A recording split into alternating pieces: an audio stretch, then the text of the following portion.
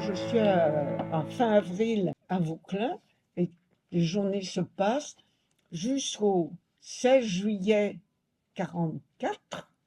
Aloïs Brunner, qui n'avait plus d'homme ni de femme à arrêter, s'en est pris aux maisons d'enfants et il a fait arrêter toutes les maisons d'enfants juives. Il y en avait plusieurs dans Paris et sur le pourtour de Paris. Tout d'un coup, la lumière s'ouvre dans notre chambre. On dormait à deux, une à droite, une à gauche. On a un cabinet de toilette au milieu.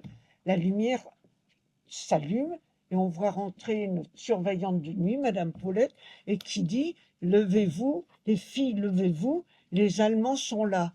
Et moi, j'y croyais pas. Je me retourne, je dormir contre le mur, je me retourne et j'entends devant je vois un SS devant la porte et qui me dit, alors je vais vous le dire en allemand, Aufstehen und schnell. Et on viendra me chercher pour l'interrogatoire. J'ai jamais donné l'adresse où étaient mes parents, ni maman, ni papa, ni ma grand-mère. Et le 27 juillet 44, les autobus de la TCRP arriveront au camp. On est 1300 personnes, dont plus de 300 petits-enfants. Je dis des enfants, mais je ne parle pas des grands, je parle des petits-enfants.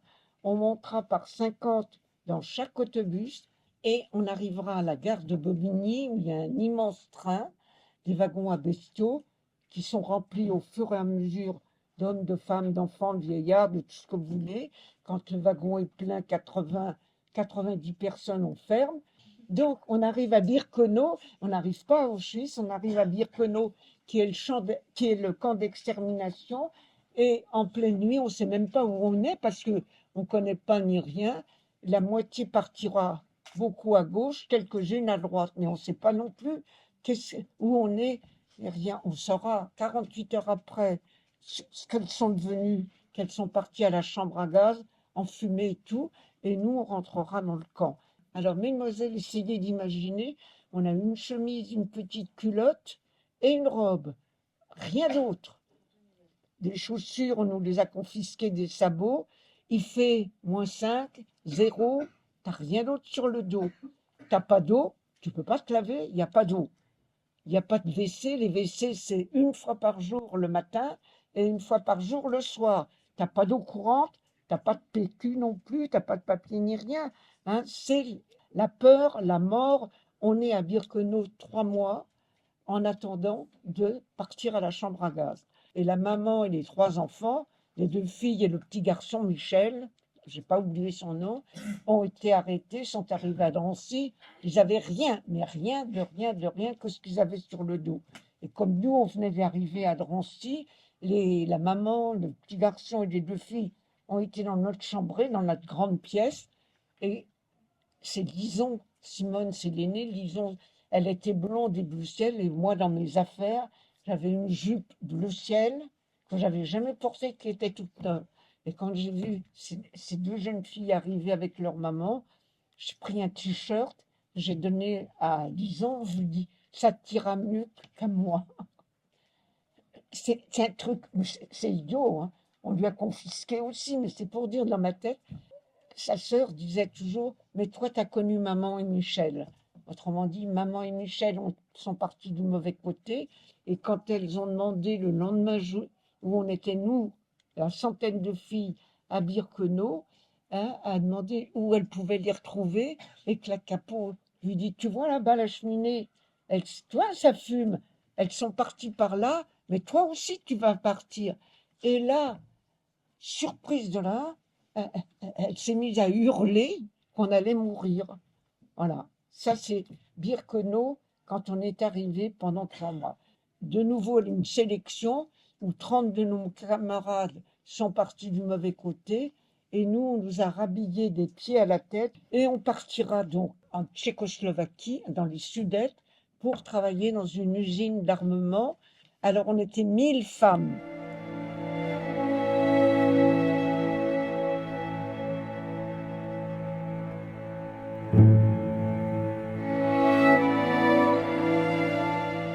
On sera tatoué. Oui, oui, on n'a plus de nom, plus de prénom, tu n'as plus rien. Tu n'as plus qu'un numéro que tu dois savoir par cœur et surtout en allemand. Tu sais pas comment c'est fait. C'est fait avec, il y a comme un bout d'aiguille à tricoter, hein. Les femmes polonaises trempent et piquent. Et ça fait beaucoup, beaucoup de trous et ça fait beaucoup pleurer parce que ça fait très mal. Moi, elles me l'ont fait tout petit. J'ai des camarades qui ont des numéros grands sur 15 centimètres, sur 2 centimètres de hauteur. Moi, elle m'a fait un tout petit numéro. C'est toujours le A16696. Il y a plus de 100 trous, hein. Et je peux dire que ça fait mal que tu pleures. Même si tu veux pas pleurer, les larmes, elles coulent toutes seules.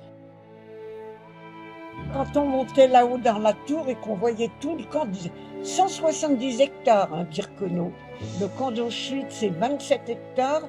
Et voilà le train qui passe sous les portes de la mort et qui rentre au fond. Et nous, c'est ce que le train a fait. Il n'a pas arrêté dans la nature, les gens sont descendus et rentrés à pied. Nous, notre train, il est rentré jusqu'au fond. Et quand on est monté, moi, ça m'est arrivé. Marceline l'a dit aussi, ça. La copine de Simone Veil, Marceline. Bah, moi, j'avais envie d'ouvrir les fenêtres et de crier « Je suis vivante !» Ça m'est arrivé, je ne sais pas combien. Je suis née le jour de l'été, le 21 juin. Vous donnez la date? C'est à vous de voir. 26, 1926.